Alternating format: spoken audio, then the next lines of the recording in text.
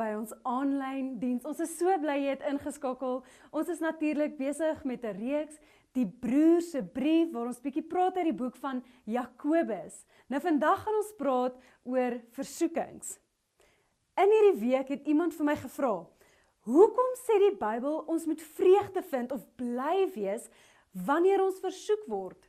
Wanneer ons deur moeilike tye gaan of getoets word, hoekom moet ons bly wees daaroor?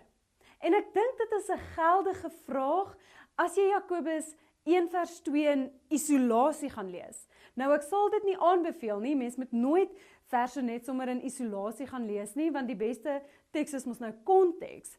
Maar die vers sê die volgende, Jakobus 1 vers 2, beskou dit as 'n groot vreugde my broers, wanneer allerhande versoekings julle oorval. Nou in ander vertalings sê dit beproewings. As beproewings julle oorval, moet julle bly wees daaroor.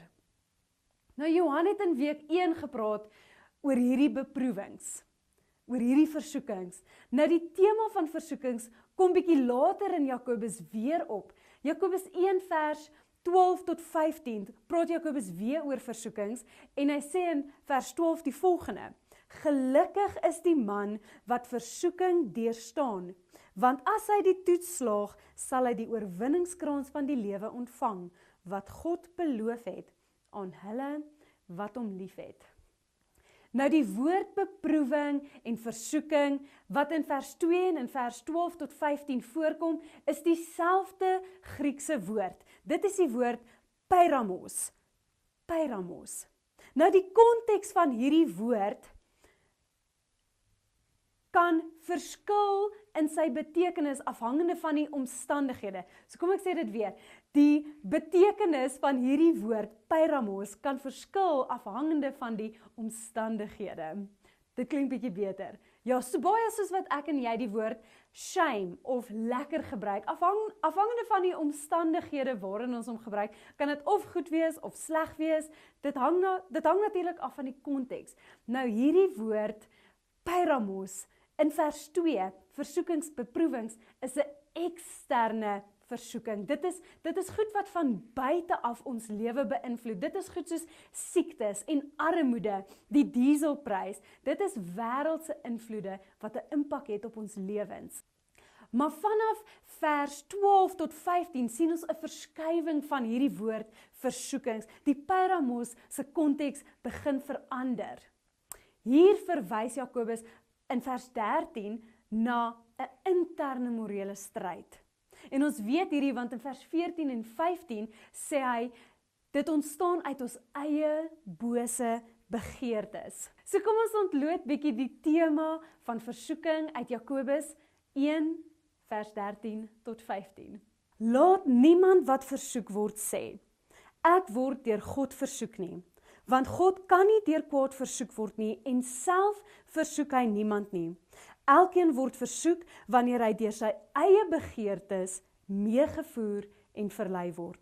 Dan, wanneer die begeerte bevrug is, gee dit geboorte aan die sonde en wanneer die sonde volgroeid is, gee dit geboorte aan die dood. Die eerste ding wat ons hier raak lees, is die volgende, is vers 13. Dit sê, laat niemand wat versoek word sê, ek word deur God versoek nie. Want God kan nie deur die kwaad versoek word nie, en self versoek hy niemand nie. En dit is ons eerste punt. Ons eerste punt is, God versoek ons nie. God is heilig en hy is volmaak. Daar is geen spasie in sy karakter vir boosheid, vir duisternis, vir versoeking nie. Dit is eenvoudig net nie wie hy is nie. God kan ons toets en hy kan toelaat dat ons getoets word, maar hy self versoek ons nie. So 'n paar weke terug het Johan 'n opsomming van die boek van Jakobus met my gedeel. En heel aan die einde van hierdie opsomming het die skrywer die volgende uitgelig. En hy het uitgelig hoekom dit belangrik is om te onderskei tussen toetse en versoekings. En hy sê, God gebruik toetse om ons op te bou. God gebruik toetse om ons karakter en ons geloof op te bou en te versterk en te vorm. Maar God sal nooit versoekings gebruik om ons af te breek nie. Dit is net nie deel van wie God is nie. Hy is 'n bouer, hy breek nie af nie. So, God versoek ons nie. Interessant, in Matteus 6 vers 13 staan daar, en bid ons die volgende, en lei ons nie in die versoeking nie. Nou, baie mense het al gewonder, okay, maar is dit dan in kontras met wat in Jakobus staan? Ons verstaan dit nie lekker nie, want hierdie voel asof God ons lei in die versoeking in. Ek verstaan dit, so vinnige Hebreëse les. Ons weet reeds dat die Griekse woord peirasmos morele versoeking of eksterne toetse kan beteken. Nou die ware betekenis van peirasmos in hierdie gebed lê in die volgende sin: en lei ons nie in die. En lei ons nie in die. In die eerste eeuse Joodse kultuur het die mense baie idiome gebruik in hulle alledaagse gesprekke met mekaar. Dit was net die manier hoe hulle met mekaar gepraat het. So wanneer ons hierdie gebed van Jesus lees wat sê, en lei my nie in die versoeking nie, is die idioom wat hier gebruik word, nie dat God lei ons in versoeking nie, dis eerder dat God lei ons na verlossing van hierdie versoekings toe. So die gebed is 'n pleidooi vir God se leiding en sy beskerming teen versoekings. Jakobus kom en hy lê klem op hoe swak die vlees is, terwyl die gebed van Jesus ons lei na verlossing toe. Hierdie verse is nie kontrasterend soos wat baie mense dink nie, maar eerder komplimenterend. God is nie 'n verleier nie. Hy versoek ons nie, hy verlos ons. Die tweede ding wat ons raak lees is vers 14 en dit sê, elkeen word versoek wanneer hy deur sy eie begeertes meegevoer en verlei word. Versoekings stam uit ons eie bose begeertes. Versoekings kom hier, intern word dit gebore. Daar is genoeg verse in die Bybel wat hierdie ook beklemtoon, wat dit stam, wat dit steun. Dit sê, die liggaam is kwesbaar en die hart is bedrieglik. Ons kyk na 'n vers soos Matteus 6 vers 26 vers 41 wat sê, waak en bid, sodat julle nie in die versoeking kom nie. Die gees is wel gewillig, maar die vlees is swak. Die gees is gewillig, maar die vlees is swak. En hier is die ding, elke liewe een van ons word versoek. Niemand van ons word vrygespreek van versoeking nie. Niemand van ons nie. Ons dink aan Paulus wat gesê het, dit wat ek wil doen, dit doen ek nie, en dit wat ek nie wil doen nie, dit juis doen ek. Selfs Jesus wat net voordat hy sy bediening begin het, en die Gees hom gelei het in die woestyn in, sien ons, hy word versoek deur Satan. Ons almal gaan versoekings deurgaan.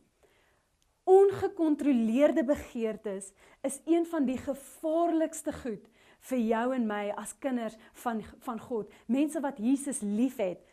Ek het nie nodig om vir julle voorbeelde te gee van hierdie interne versoekings waarmee ons daagliks 'n stryd voer nie, maar ek gaan in elk geval net 'n paar noem om jou geheue dalk so bietjie te jumpstart.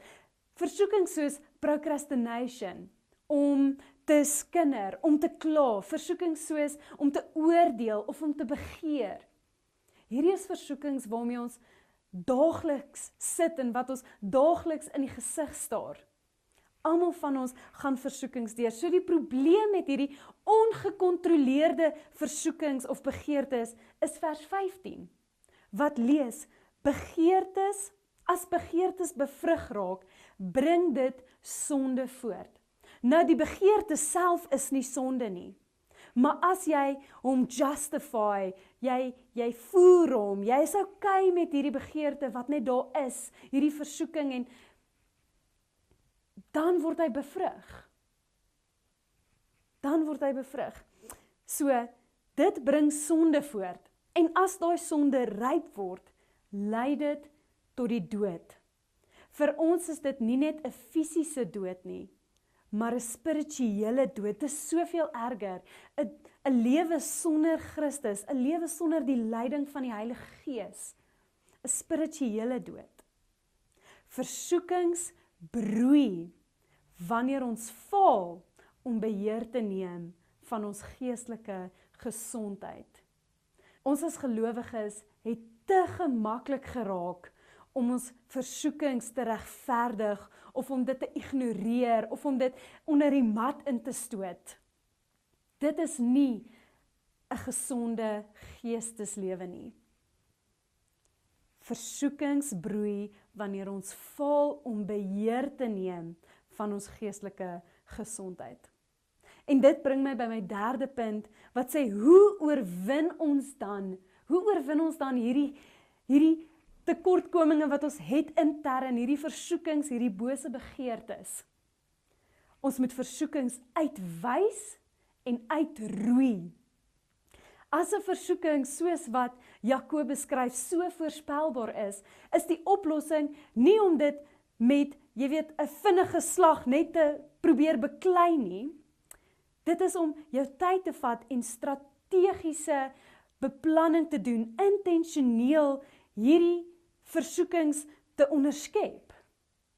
En ons kan dit doen deur 'n paar goedjies, en ek gaan vinnig so 3 noem. Die eerste ding is om eksterne triggers te identifiseer, snellers. Die Engels sê dit net so bietjie lekker, hierdie triggers, ons is meer gewoond aan daai woord, om eksterne triggers te identifiseer. Dit is goed soos plekke, sekere tye van die dag, mense, sosiale platforms. As jy weet hierdie goeters kan jou lei in sekere versoekings, dan moet ons maak soos Josef, wat verlei was deur Potifar se vrou, en ons moet dit nie probeer beklei nie. Ons moet 180 grade in die teenoorgestelde rigting draai en hardloop. So as jy weet jy word versoek deur sekere plekke en mense en tye en sosiale platforms, moet dit nie probeer beklei nie, vermy dit eerder net. Die tweede ding is, bring jou begeertes tot die lig. In Efesiërs lees ons die volgende, 5 vers 11 tot 13. En moenie aanhou deelneem aan die nuttelose werke van die duisternis nie.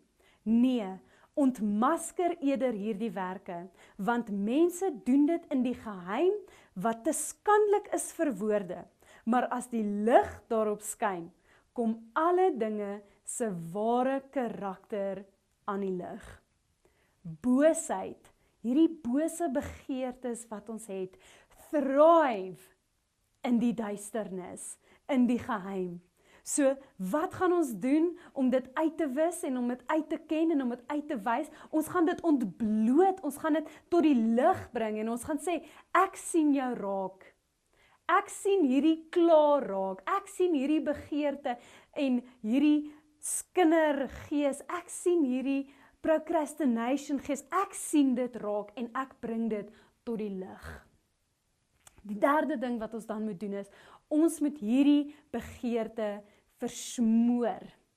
Versmoor die begeerte.